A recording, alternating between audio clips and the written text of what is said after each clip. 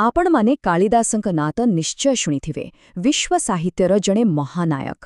କିନ୍ତୁ ଏହି ନାମ ପଛରେ ଥିବା ମଣିଷ ଜଣକ କିଏ?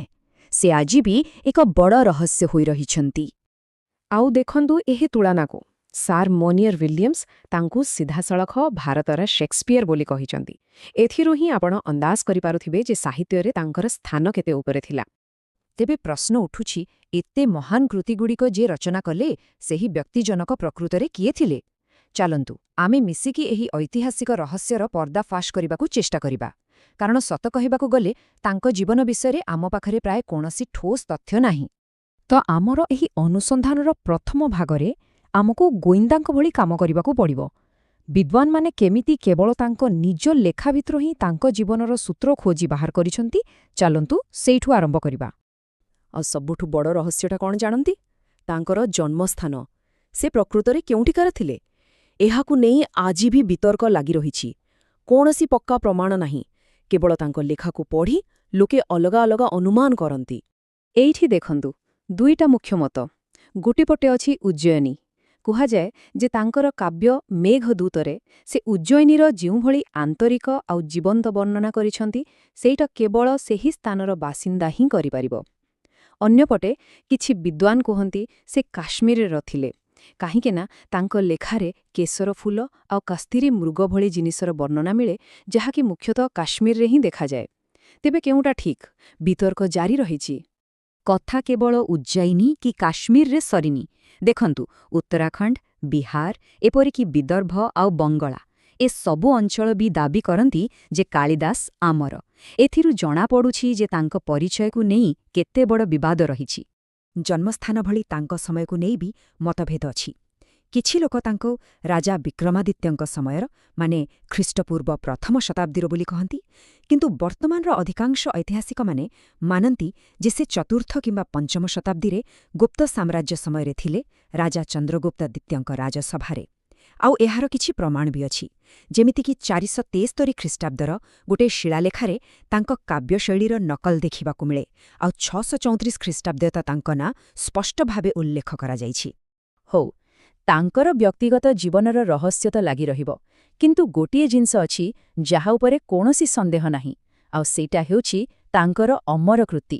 ଚାଲନ୍ତୁ ଏବେ ସେ ବିଷୟରେ କଥା ହେବା। ତାଙ୍କର ଯେଉଁ ମୁଖ୍ୟ କୃତିଗୁଡ଼ିକ ଆଜି ଆମ ପାଖରେ ଅଛି, ସେଗୁଡ଼ିକୁ ମୁଖ୍ୟତଃ 3 ଭାଗରେ ବଣ୍ଟାଯାଇପାରେ। 3ଟି ମହାନ ନାଟକ, ଯେମିତିକି ଅଭିଜ୍ଞାନ ଶାକୁନ୍ତଲମ୍, 2ଟି ମହାକାବ୍ୟ, ରଘୁବଂଶ ଆଉ କୁମାର ସମ୍ଭବ, ଆଉ 2ଟି ସୁନ୍ଦର ଗୀତିକାବ୍ୟ, ଯେଉଁଥିରୁ ଗୋଟିଏ ହେଉଛି ପ୍ରସିଦ୍ଧ ମେଘଦୂତ।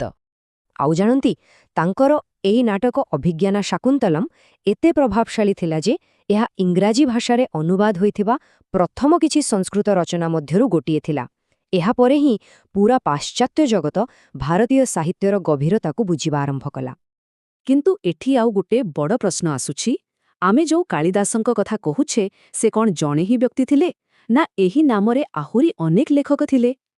ଏଇଟା ବି ଗୋଟେ ବଡ଼ ବିତର୍କ। ପାରମ୍ପରିକ ଭାବେ ଆମେ ମାନୁ ଯେ ଏସବୁ କୃତି ଜଣେ ମହାପ୍ରତିଭାଙ୍କର। କିନ୍ତୁ କିଛି ପୁରୁଣା ଗ୍ରନ୍ଥରେ ଏମିତି ସଙ୍କେତ ମିଳେ ଯେ କାଳିଦାସ ନାମରେ 3 ଜଣ ଅଲଗା ଅଲଗା ଲେଖକ ଥାଇପାରନ୍ତି। ହୋଇପାରେ ଏହି ନାଁଟା ଏତେ ପ୍ରସିଦ୍ଧ ହୋଇଗଲା ଯେ ପରବର୍ତ୍ତୀ କବିମାନେ ନିଜକୁ ନବକାଳିଦାସ ବା ଆକବର କାଳିଦାସ ଭଳି ନାଁ ଦେଇ ଗୌରବ ଅନୁଭବ କରୁଥିଲେ। ଆପଣ ଦେଖୁଥିବେ, ଯେଉଁଠି ତଥ୍ୟର ଅଭାବ ଥାଏ ସେଠି ଲୋକକଥା ଆଉ କିମ୍ବଦନ୍ତୀ ଜନ୍ମ ନିଏ। ଆଉ କାଳିଦାସଙ୍କ କ୍ଷେତ୍ରରେ ତ ଏହାର ଭଣ୍ଡାର ଅଛି। ଚାଲନ୍ତୁ ସେହି କାଳ୍ପନିକ କାହାଣୀ ଆଉ ଐତିହାସିକ ସତ୍ୟ ଭିତରେ ଥିବା ପାର୍ଥକ୍ୟକୁ ଦେଖିବା। ଏଇଟା ବହୁତ ମଜାଦାର। ଗୋଟେ ପଟେ ଐତିହାସିକମାନେ କହୁଛନ୍ତି ସେ ଗୁପ୍ତ ସାମ୍ରାଜ୍ୟର ଜଣେ ପଣ୍ଡିତ, ସମ୍ମାନିତ ରାଜକବି ଥିଲେ। ଆଉ ଅନ୍ୟପଟେ ଆମ ଲୋକକଥା କ'ଣ କହୁଛି ଯେ ସେ ଜଣେ ସାଧାରଣ ନିରକ୍ଷର ମେଷପାଳକ ଥିଲେ, ଆଉ ସ୍ୱୟଂ ଦେବୀ କାଳୀଙ୍କ ଆଶୀର୍ବାଦରୁ ତାଙ୍କୁ ଜ୍ଞାନ ମିଳିଲା, ଆଉ ସେ ହେଲେ କାଳୀଙ୍କ ଦାସ ବା କାଳିଦାସ। ସତରେ ଯେଉଁଠି ତଥ୍ୟ କମ୍ ଥାଏ, ସେଠି କିମ୍ବଦନ୍ତୀ ହିଁ ବଢ଼ିଚାଲେ। କିନ୍ତୁ କିମ୍ବଦନ୍ତୀ ଯାହା ବି ହଉ, ତାଙ୍କର ପ୍ରକୃତ ପରିଚୟ ହେଉଛି ତାଙ୍କର କାଳଜୟୀ କୃତି। ଚାଲନ୍ତୁ ଏବେ ଦେଖିବା ତାଙ୍କର ପ୍ରଭାବ କେତେ ଦୂର ଯାଏ ବ୍ୟାପିଛି। ଆଉ ଏବେ ଆମେ ଆସିଛେ ଆମ ଆଲୋଚନାର ଶେଷ ଭାଗକୁ। ଏଠି ଆମେ ଦେଖିବା କେମିତି କାଳିଦାସଙ୍କ ପ୍ରତିଭା କେବଳ ଭାରତରେ ନୁହେଁ, ବରଂ ସମୟ ଆଉ ଭୌଗୋଳିକ ସୀମାକୁ ପାର କରି ସାରା ଦୁନିଆରେ ନିଜର ଛାପ ଛାଡ଼ିଛି। ତାଙ୍କ ପ୍ରଭାବର ଯାତ୍ରାକୁ ଦେଖନ୍ତୁ। ପ୍ରଥମେ ସେ ସଂସ୍କୃତ ସାହିତ୍ୟ ପାଇଁ ଏକ ମାପଦଣ୍ଡ ପାଲଟିଗଲେ। ତାଙ୍କ ପରେ ଆସିଥିବା ସମସ୍ତେ ତାଙ୍କୁ ହିଁ ଅନୁସରଣ କରିବାକୁ ଚେଷ୍ଟା କଲେ। ତାପରେ ତାଙ୍କ ମେଘଦୂତ ଭଳି କାବ୍ୟ ରବୀନ୍ଦ୍ରନାଥ ଟାଗୋରଙ୍କ ଭଳି କବିମାନଙ୍କୁ ପ୍ରେରଣା ଦେଲା। ଆଉ ତାପରେ ଯେତେବେଳେ ତାଙ୍କ ଶାକୁନ୍ତଲମ୍ ୟୁରୋପରେ ପହଞ୍ଚିଲା, ଗେଟେଙ୍କ ଭଳି ମହାନ କବି ବି ତାଙ୍କ ପ୍ରଶଂସାରେ ଶତମୁଖ ହୋଇଗଲେ। ଆଉ ଆଜି ତାଙ୍କ କାହାଣୀ ଫିଲ୍ମଠୁ ଆରମ୍ଭ କରି ସଙ୍ଗୀତ ପର୍ଯ୍ୟନ୍ତ ସବୁଠି ଜୀବନ୍ତ। ଏହା କେବଳ କଥା ନୁହେଁ, ଏହାର ପ୍ରମାଣ ବି ଅଛି। ଫ୍ରାନ୍ସର ପ୍ରସିଦ୍ଧ ଶିଳ୍ପୀ କ୍ୟାମିଲ୍ କ୍ଲଡେଲ୍ ଶକୁନ୍ତଳା ନାମରେ ଏକ ସୁନ୍ଦର ମୂର୍ତ୍ତି ତିଆରି କରିଥିଲେ। ସେହିପରି ଇଂଲଣ୍ଡର ସଙ୍ଗୀତକାର ଗୁସ୍ତାଭ ହୋଲଷ୍ଟର ମେଘଦୂତ ଉପରେ ଆଧାରିତ କରି ଦ କ୍ଲାଉଡ୍ ମେସେଞ୍ଜର ନାମରେ ଏକ ସଙ୍ଗୀତ ରଚନା କଲେ। ଆଉ ଭାରତରେ ତ ତାଙ୍କ କାହାଣୀକୁ ନେଇ ଅନେକ ଫିଲ୍ମ ତିଆରି ହୋଇସାରିଛି। ଆଉ ଜର୍ମନ କବି ଗେଟିଙ୍କର ଏହି କଥାକୁ ଶୁଣନ୍ତୁ। ସେ କହିଥିଲେ, ଶକୁନ୍ତଳାର ନାଁ ନେଲେ ହିଁ ସବୁକିଛି କୁହା ସରିଯାଏ। ଏଥିରେ ବସନ୍ତର ଫୁଲ ବି ଅଛି ଆଉ ଶରତର ଫଳ ବି। ଏହା କେତେ ବଡ଼ ପ୍ରଶଂସା ଭାବି ଦେଖନ୍ତୁ। ଏଥିରୁ ସ୍ପଷ୍ଟ ହୁଏ ଯେ ଭଲ କଳାର କୌଣସି ଭାଷା କିମ୍ବା ସୀମା ନଥାଏ। ତେବେ ଶେଷରେ ପ୍ରଶ୍ନ ଏଇଆ, ଯେତେବେଳେ ଜଣେ କଳାକାରଙ୍କ କାମ ଏତେ ମହାନ ଆଉ ଅମର ହୋଇଯାଏ, ସେତେବେଳେ ତାଙ୍କର ବ୍ୟକ୍ତିଗତ ପରିଚୟ କ'ଣ ସତରେ ଏତେ ଗୁରୁତ୍ୱ ରଖେ? ହୁଏତ କାଳିଦାସ କିଏ ଥିଲେ ତାହା ସବୁଦିନ ପାଇଁ ଏକ ରହସ୍ୟ ହୋଇ ରହିଯିବ। କିନ୍ତୁ ତାଙ୍କର ପ୍ରତିଭା, ତାଙ୍କର କାବ୍ୟ, ସେଗୁଡ଼ିକ ଚିରଦିନ ଆମ ସହ ରହିବ। ଆଉ ସେଇଟା ହିଁ ବୋଧହୁଏ ସବୁଠୁ ବଡ଼ କଥା।